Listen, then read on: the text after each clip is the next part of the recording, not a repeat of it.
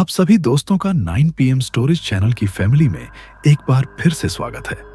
यहाँ पर मैं प्रत्येक बुधवार और शुक्रवार को रात 9 बजे दिल दहला देने वाली खौफनाक भूतिया कहानियां लेकर आता हूँ। इसलिए आप सभी से गुजारिश है कि आप सब इस समय चैनल से जरूर जुड़ें। और हाँ, एक बात और, कहानी सुनने के बाद आपको ये कहानी कैसी लगी लाइक और कमेंट करके जरूर बताएं और चैनल को सब्सक्राइब करना भी ना भूलें। हम ऊपर के 5 कमेंट्स आने वाली अगली कहानी के आखिर में शामिल करेंगे। तो दोस्तों, तैयार हो जाओ, क्योंकि खौफ का एक नया सफर अब शुरू होता है। लोगों की चहल पहल और शोर शराबे से भरी शहर की सड़कें रात बढ़ते ही वीरान सी होने लगी थीं। इक्का दुक्का दुकानें जो अभी तक खुली थीं, उनके शटर भी अब गिरने लगे थे। विनय ने भी अपने ऑटो को गांव की तरफ मोड़ दिया था। उसको आखिरी सवारी ड्रॉप किए हुए करीब 1 घंटा बीत चुका था। तभी से वह सवारी की तलाश में शहर के चक्कर काट रहा था। उसने अपनी कलाई पर बंधी सस्ती सी घड़ी पर नजरें टिकाईं तो रात के करीब 10 बजने वाले थे। अब उसने ऑटो की स्पीड बढ़ा दी। कुछ ही देर में उसने शहर को कोसों पीछे छोड़ दिया, जैसे उसके कबाड़ से दिखने वाले ऑटो में पंख लग गए हों। कुछ दूर चलने के बाद अचानक उसके पैर अपने आप ही ऑटो के ब्रेक्स पर पहुंच गए और ऑटो सड़क के किनारे एक जगह पर रुक गया। तभी वह फुर्ती से नीचे उतरा और लपकते हुए सड़क किनारे बने देसी शराब के ठेके की जाली के पास जाकर खड़ा हो गया। भीतर से दुकानदार ने एक देसी पौवा उठाकर उसे थमाया और मस्खरी करते हुए बोला, क्या हाल है विनय बाबू? आजकल बहुत लेट घर जाते हैं। क्या शहर में कोई नई भाभी मिल गई क्या? विनय ने उसे कोई जवाब ना दिया और पैंट की जेब से तुड़े मुड़े नोट निकालकर उसे थमाते हुए ऑटो की ओर तेजी से बढ़ गया। इस पर दुकानदार ने उससे दोबारा ऊंची आवाज में बड़े ही मजाकिया अंदाज में कहा, दाल में कुछ काला लग रहा है विनय बाबू, लगता है भाभी जी से बताना पड़ेगा। इस पर विनय बुदबुदाते हुए बोला, जाओ कर लो शिकायत दीवारों से, भाभी तो वहां मिलने से रही। यह कहते हुए विनय ऑटो की अगली सीट पर जाकर बैठ गया और एक ही सांस में पूरी बोतल खाली कर दी। कुछ देर वह वैसे ही चुपचाप बैठा रहा। धीरे धीरे देसी पौवा उसे अपने आगोश में लेने लगा। उसकी आंखें लाल हो गईं और पूरा शरीर नशे में झूमने लगा। फिर उसने ऑटो स्टार्ट किया और गांव की तरफ जाने वाली सड़क पकड़ ली। वह सड़क काफी संकरी थी। उसे अपने गांव हरिपुरा तक पहुंचने के लिए एक सुनसान जंगली रास्ते को भी पार करना होता था। खैर, ये तो उसका रोज का काम था। वह नशे में धुत अपनी मस्ती में ऑटो को फुल स्पीड में दौड़ाते हुए चला जा रहा था। अभी करीब 1 हफ्ता हुआ होगा उसकी नई नवेली वाइफ सीमा को उससे झगड़कर मायके गए हुए। जाती भी क्यों ना, आखिर कब तक वह इस नशेड़ी की गालियां और मारपीट सहती। सीमा ने सोचा था कि कुछ दिनों के लिए मायके चली जाऊंगी तो इसकी अक्ल ठिकाने आएगी, किंतु हुआ इसका उलट। पहले तो वह शाम को ही पीकर घर आता था, अब तो वो दिन भर नशे में धुत रहने लगा था। अक्सर जब विनय अकेला होता तो नशे में सीमा को याद करके उसे भद्दी भद्दी गालियां देता रहता। शायद वह पीता उसे भुलाने के लिए था, पर पीने के बाद वह उसे और भी याद आने लगती थी। कुछ दूर और आगे चलने पर उसे ऑटो की धीमी रोशनी में उस हाईवे से लगती हुई वह संकरी सी रोड दिखाई दी जो उसके गांव की ओर जाती थी। बीते कुछ महीनों में रात के समय उस रास्ते से कई लोग रहस्यमयी तरीके से कहीं गायब हो गए थे, लेकिन उन लोगों का अभी तक कोई पता न चल पा रहा था। इसलिए रात के समय उस रास्ते से कोई भी गुजरने से कतराता था। लेकिन विनय की तो उस रास्ते से गुजरना एक मजबूरी बन चुकी थी।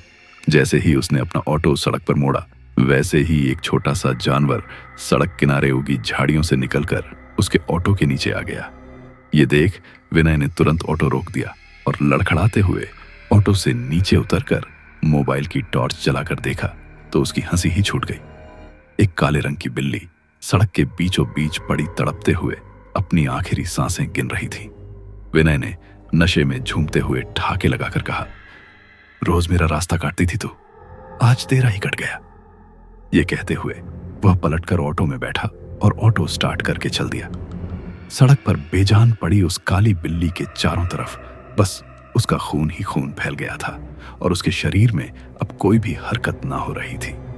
दूर जा चुके विनय के ऑटो की बैकलाइट्स की लाल रोशनी में उसकी आंखें अब भी चमक रही थीं, मानो वह ऑटो को घूरते हुए विनय के साथ होने वाली किसी अनहोनी की तरफ इशारा कर रही हो। जैसे जैसे रात बढ़ रही थी, वैसे वैसे जनवरी की ठिठुरन भी बढ़ती जा रही थी। कुछ ही देर में जंगल के बीच से होकर जाने वाली उस तंग सड़क को घने कोहरे ने घेर लिया। अब सड़क पर सिर्फ 2-3 गज के आगे कुछ भी सुझाई न दे रहा था, किंतु इस कोहरे की क्या मजाल कि वह विनय के ऑटो की स्पीड को लगाम लगा सके। वह तो बस शराब के नशे में मस्त ऑटो को फुल स्पीड में दौड़ाए चला जा रहा था। जंगल के बीच से बड़ी ही अजीब सी डरावनी आवाजें आ रही थीं। अब भी उसका गांव हरिपुरा वहां से करीब 7 से 8 किलोमीटर की दूरी पर था। तभी अचानक पीछे से उसके कानों में किसी महिला की तेज आवाज गूंजी, ऑटो ऑटो, प्लीज रुको, मेरी मदद करो। ऐसा लगा कि जैसे पीछे रोड पर खड़ी कोई महिला उसे ही आवाज दे रही हो। उसने तुरंत ऑटो रोका और नीचे उतरकर इधर उधर देखने की कोशिश करने लगा। कोहरा इतना घना था कि उसके मोबाइल की टॉर्च की रोशनी उसके आसपास ही सिमट कर रह गई थी। उसने 2-3 बार उस अज्ञात मदद मांगने वाली महिला को आवाज भी दी, कौन है, कोई बोलता क्यों नहीं, अरे कौन है, किंतु किसी ओर से ना कोई जवाब आया और ना ही कोई दिखाई दिया। थक हार कर वह चुपचाप ऑटो में आकर बैठ गया। वह जैसे ही ऑटो स्टार्ट करके चलने को हुआ, पीछे से एक महिला लगभग दौड़ते हुए उसके ऑटो के पास आकर बोली, प्लीज रुकिए, मेरी मदद करिए प्लीज। वो तेजी से हाँफ रही थी। उसे देखकर ऐसा लग रहा था कि जैसे वह किसी बहुत बड़ी मुसीबत में हो। विनय ने उससे पूछा, क्या हुआ मैडम, कुछ बताइए तो। इस पर उस महिला ने हाँफते हुए कहा, मेरी बेटी बहुत बीमार है, प्लीज उसे हॉस्पिटल पहुंचाने में मेरी मदद करिए। उसकी बात सुनकर विनय ने कुछ सोचते हुए उस महिला से कहा, आप किसी और को देख लीजिए मैडम, रात बहुत हो चुकी है और मुझे अपने घर भी पहुंचना है। विनय की बात सुनकर उस महिला ने उससे गिड़गिड़ाते हुए कहा, प्लीज मेरी मदद करिए, आप जो भी किराया कहेंगे आपको मिल जाएगा, प्लीज चलिए, नहीं तो मेरी बेटी नहीं बचेगी। यह कहते हुए वह महिला जोर जोर से रोने लगी। उस महिला की बात सुन विनय सोच में पड़ गया। कितनी परेशान लग रही है बेचारी। इतनी रात में तो इसे कोई दूसरा ऑटो मिलने से रहा। चल ही देता हूं, इस बेचारी की मदद भी हो जाएगी और मुझे मुंह मांगा किराया भी मिल जाएगा। यह सोचते हुए उसने उस महिला को ऑटो में बिठा लिया और उसके बताए गए रास्ते पर चलने लगा। उस महिला ने विनय को जो पता बताया था वह शहर से करीब 4-5 किलोमीटर के आगे का था। इसलिए विनय ने अपना ऑटो फिर से शहर की तरफ मोड़ दिया था। धीरे धीरे विनय का नशा भी कम होने लगा था। कुछ और आगे चलने के बाद उसने कुछ सोचते हुए उस महिला से पूछा, मैडम क्या हुआ है आपकी बेटी को, और आप इतनी रात को इस सुनसान सड़क पर अकेले। विनय की बात उस महिला ने बीच में ही काटते हुए उसे बताया, जहां से तुमने मुझे अपने ऑटो में बिठाया था उससे थोड़ा और आगे एक गांव में मेरे एक रिश्तेदार की बेटी की शादी थी। मैं आज शाम उसी शादी में शामिल होने के लिए गई थी।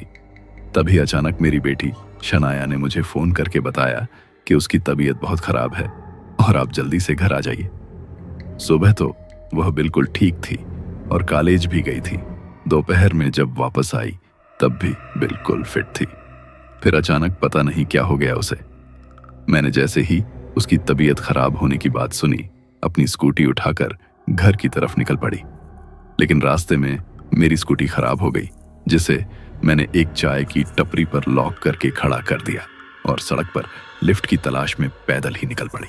इसी बीच उस महिला से बातें करते हुए विनय ने ऑटो की पिछली सीट वाली लाइट्स भी ऑन कर दी थीं। जब उसकी नजर ऑटो के बैक मिरर पर गई तो उसकी आंखें फटी की फटी रह गईं। उसने इतनी खूबसूरत औरत आज से पहले कभी न देखी थी। बड़ी बड़ी नीली आंखें और रुई जैसा सफेद चेहरा, और ऊपर से उसने कोई तंग सी दिखने वाली मॉडर्न ड्रेस पहन रखी थी, जिससे उसके अधखुले अंग साफ दिखाई दे रहे थे। वह हिंदी सिनेमा की किसी अदाकारा से कम न लग रही थी। विनय काफी देर तक उस महिला को उस आईने में देखकर घूरता रहा। वैसे तो विनय ट्रेन की रफ्तार से ऑटो चलाता था, पर जब उसे देशी चढ़ जाती थी तो वह ऑटो को रॉकेट बना देता था। इसीलिए इस वक्त उसका ऑटो जैसे हवा से बातें करते हुए चल रहा था। उसने कुछ ही देर में शहर को पार कर लिया था और अब ऑटो उस महिला के बताए गए पते से महज 1 या 1.5 किलोमीटर के फासले पर था। उस इलाके में एक अजीब सा सन्नाटा पसरा हुआ था। वहां किसी इंसानी बस्ती होने के कोई संकेत न मिल रहे थे। चारों तरफ बस कोहरे की सफेद चादर थी और झींगुरों की कर्कश आवाजें। बीच बीच में दूर कहीं से आती अजीब सी डरावनी आवाजें कानों में जैसे तीर की तरह चुभ जाती थीं। ये आवाजें न किसी जानवर की मालूम होती थीं और न किसी इंसान की। तभी विनय ने महिला से पूछा, मैडम, और कितना दूर है आपका घर? इस पर उस महिला ने उससे धीरे से कहा, बस कुछ कदम और। उस महिला की बात सुनकर विनय ने उससे बड़ी ही हैरानी से पूछा, पर मैडम, यहां तो कोई इंसानी बस्ती दिखाई नहीं दे रही है। तब उस महिला ने बड़े ही शांत स्वर में उसे जवाब दिया, मेरे हस्बैंड को शहर का शोर शराबा बिल्कुल पसंद नहीं था। वो हमेशा किसी एकांत जगह पर रहकर अपना जीवन बिताना चाहते थे। इसलिए हमारी शादी के बाद उन्होंने यहाँ पर जमीन लेकर घर बनवा लिया और तब से हम यहीं पर रहने लगे। क्षण आया जब 2 साल की थी, तभी एक कार एक्सीडेंट में उनकी मौत हो गई। ये कहते हुए वह महिला सिसकियां लेकर रोने लगी।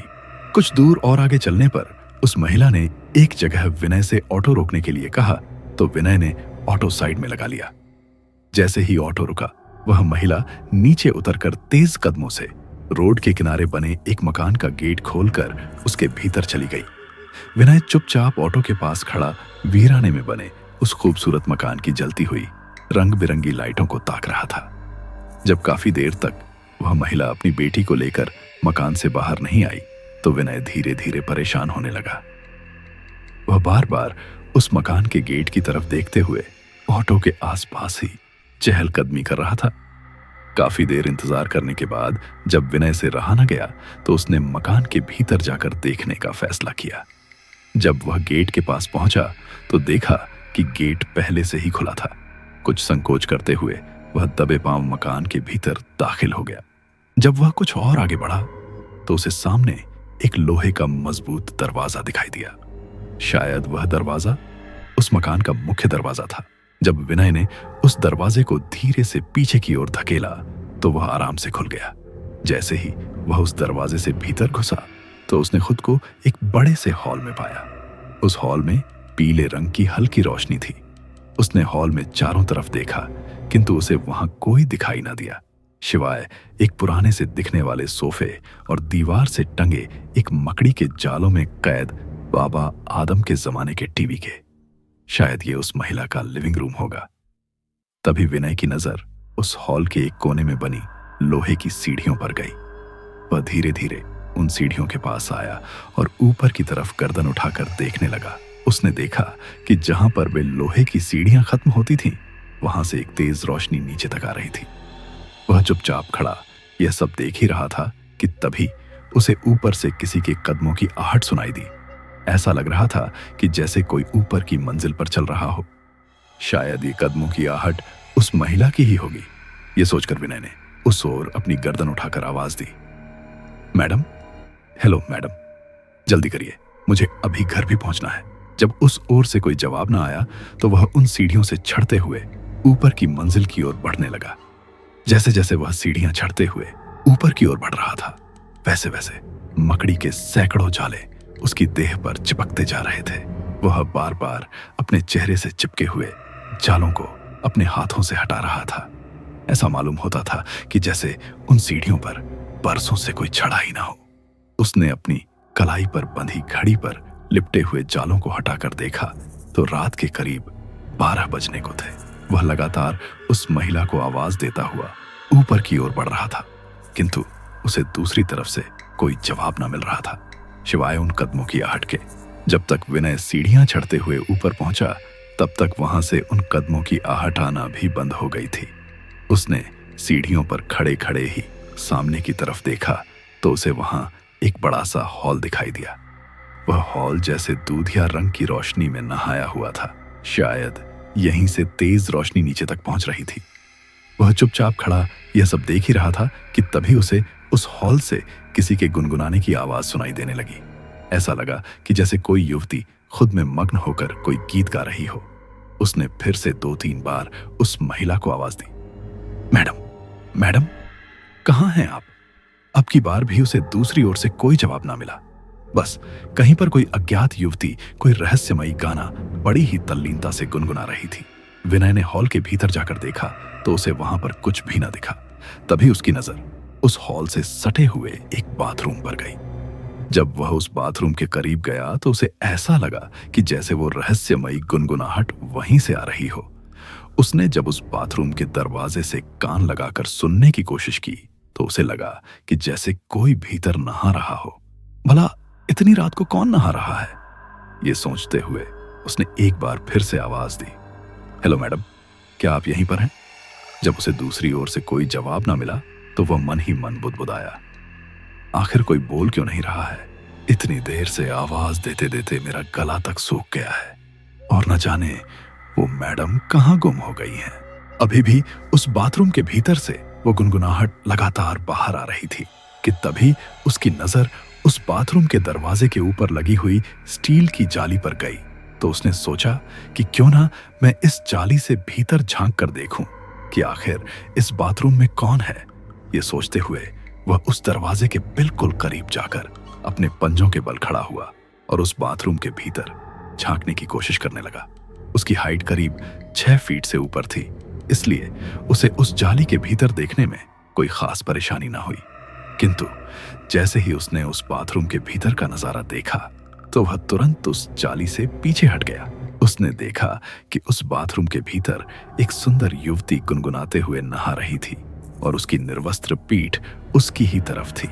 वह सोच में पड़ गया, ये लड़की जरूर उस मैडम की ही बेटी होगी, मगर मैडम ने तो कहा था कि उसकी बेटी बीमार है और उसे हॉस्पिटल पहुंचाना है। हो सकता है कि ये उसकी दूसरी बेटी हो। नहीं नहीं, मैडम ने तो कहा था कि उसकी एक ही बेटी है। तो आखिर ये कौन है? मुझे तो ये भली चंगी लग रही है। यह सोचते हुए वह एक बार फिर से उस जाली से बाथरूम के भीतर झांकने लगा।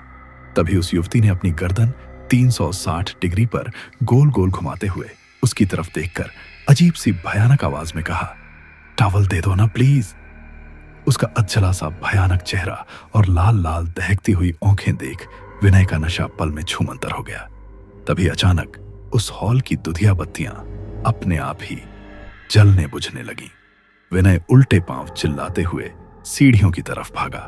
जब वह सीढ़ियों के पास पहुंचा तो उसने देखा कि वो महिला जिसे वह अपने ऑटो में बिठा कर लाया था वह सीढ़ियों पर ही खड़ी थी। उसे अपने सामने देख विनय ने हड़बड़ाकर हांफते हुए कहा, मैडम, मैडम, बाथरूम में भूत है। उसकी सांसें तेजी से चल रही थीं और दिल की धड़कनें बेकाबू हो रही थीं। उसका पूरा शरीर डर से बुरी तरह कांप रहा था। उस महिला ने विनय को गुस्से में घूरते हुए कहा, कोई भूत नहीं है यहां पर, पागल हो गए हो तुम। अब उस महिला की आवाज पहले जैसी सुरीली न रह गई थी। उसकी आवाज भारी और कर्कश हो गई थी। ऐसा लग रहा था कि जैसे उसके भीतर से कई लोग एक साथ बोल रहे हों। धीरे धीरे उसका चेहरा भी एक भयानक डायन में बदलने लगा। विनय ने घबराकर उसे सीढ़ियों से धक्का देकर रास्ते से हटाने की कोशिश की तो उसने अपने नुकीले नाखूनों वाले हाथों से उसकी गर्दन जकड़ ली। विनय दर्द से तड़पकर चीख उठा। उस डायन के लंबे नाखून विनय की गर्दन में गहराई तक चुभ गए और उसका खून फर्श पर गिरकर इधर उधर बहने लगा। देखते ही देखते उस भयानक डायन ने उसे हॉल के फर्श पर किसी तिनके की तरह फेंक दिया। फर्श पर गिरते ही विनय ने खुद को संभाला और अपनी गर्दन से बह रहे खून को अपने हाथों से साफ करते हुए उठ खड़ा हुआ। जब उसने उन सीढ़ियों की तरफ देखा तो वह डायन वहां पर थी ही नहीं। विनय ने उसे पूरे हॉल में देखा लेकिन वह उसे कहीं दिखाई ना दी। तभी उसे हॉल की सीलिंग से किसी के गुर्राने की आवाज सुनाई दी। उसने ऊपर की तरफ अपना सिर उठाकर देखा तो उसका कलेजा जैसे मुंह को आ गया। वह भयानक डायन ठीक उसके ऊपर उस हॉल की सीलिंग से किसी मकड़ी की तरह चिपकी हुई थी। वह लाल लाल अंगारों जैसी गड्ढेदार आंखों से उसे ही घूर रही थी। उसके दांत किसी जंगली जानवर की तरह नुकीले होकर उसके मुंह से बाहर आ गए थे। उसका सुंदर सा दिखने वाला चेहरा अब पूरी तरह से विकृत हो गया था और उसके मुंह से एक तेज दुर्गंध निकलकर पूरे हॉल में फैल रही थी। तभी अचानक उस हॉल में लगा वह बड़ा सा लोहे का दरवाजा। तेज आवाज के साथ अपने आप ही बंद हो गया। विनय को अब वहां से बच निकलने का कोई भी रास्ता सूझ ना रहा था। उसे अपने सामने मौत के सिवा कुछ भी दिखाई ना दे रहा था। वह डर से सहमा हुआ अपना सिर फर्श की तरफ झुकाए लड़खड़ाती हुई आवाज में हनुमान चालीसा का पाठ करने लगा। तभी उसने अपने दाएं कंधे पर किसी के हाथ को महसूस किया। वह हाथ बिल्कुल बर्फ की तरह सर्द था। उसने हिम्मत जुटाकर जब धीरे धीरे पीछे मुड़कर देखा तो उसकी चीख ही निकल गई। वह बाथरूम वाली डायन ठीक उसके पीछे ही खड़ी उसे घूर रही थी। डर के मारे विनय के मुंह से अब आवाज तक ना निकल पा रही थी। जैसे ही उसने पीछे मुड़कर वहां से भागना चाहा, उस डायन ने उसके सिर के बाल पकड़े और उसे अपनी तरफ खींच लिया। वह उसका चेहरा अपने चेहरे के पास लाकर गुर्राते हुए बोली, एक टॉवल ही तो मांगा था, वो भी तूने नहीं दिया। उस डायन के मुंह से निकलने वाली भयानक दुर्गंध से विनय को उल्टी सी आने लगी थी। उस डायन ने अपनी देह पर सिर्फ एक सफेद रंग का तौलिया ही लपेट रखा था। विनय डर के मारे रो पड़ा। उसने उस डायन के आगे हाथ जोड़कर गिड़गिड़ाते हुए कहा, मुझे जाने दो, आखिर मैंने तुम लोगों का क्या बिगाड़ा है। इस पर उस डायन ने दहाड़ते हुए उससे कहा, तू क्या बिगाड़ेगा हमारा, बिगड़ने वाला तो आज तेरा है। यह कहते हुए वह टॉवल वाली भयानक डायन खिलखिलाकर हंस पड़ी। उसकी रूह कपा देने वाली भयानक हंसी समूचे हॉल में गूंजने लगी थी। तभी वह हॉल की सीलिंग से चिपकी हुई डायन भी छलांग लगाकर नीचे आ गई।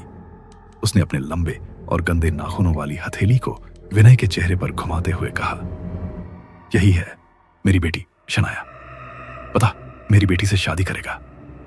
डर से विनय का कलेजा अब फटने को था। उन दोनों डायनों के चंगुल में फंसा वह मुंह से आवाज तक न निकाल पा रहा था। उसने किसी तरह टूटे फूटे शब्दों में कहा, मैं भला आपकी बेटी से कैसे शादी कर सकता हूं। उसकी बात सुन उस डायन ने उसके चेहरे पर अपने लंबे और गंदे से दिखने वाले नाखूनों से खरोंचते हुए कहा, क्यों, क्या मेरी बेटी सुंदर नहीं है, बोल। विनय की बात सुनकर वह गुस्से से भर गई थी। उसने आगे कहा, अगर तू मेरी बेटी से शादी नहीं करेगा तो हम तुझे औरों की तरह यहां पर हमेशा हमेशा के लिए कैद कर देंगे। उसकी आंखें अब गुस्से से जैसे जलने लगी थीं। आखिर में विनय ने डर से उनकी बात मान ली। तभी वो दोनों भयानक डायनें देखते ही देखते पहले वाली सुंदर काया में आ गईं। और फिर उस भयानक डायन ने अपनी बेटी मेरा मतलब दूसरी डायन से उसका विवाह उसी रात करके उसे विनय के घर भेज दिया। उसने विनय को यह सख्त हिदायत भी दी थी कि यदि उसने यह राज किसी और को बताया तो वे दोनों उसे मार देंगी। विनय मेरा बचपन का मित्र, तब से ये राज अपने सीने में दफन किए अंदर ही अंदर घुटता रहता था। पर जब एक दिन मैंने उससे उसके गुमसुम रहने का कारण पूछा तो वह टूट गया और उसने मुझे अपनी पूरी व्यथा कह सुनाई। सब कुछ जानते हुए भी मैं उसकी कोई मदद नहीं कर पाया, क्योंकि मेरी भी एक फैमिली है और मैं नहीं चाहता कि मेरी वजह से मेरी फैमिली किसी मुसीबत में पड़े।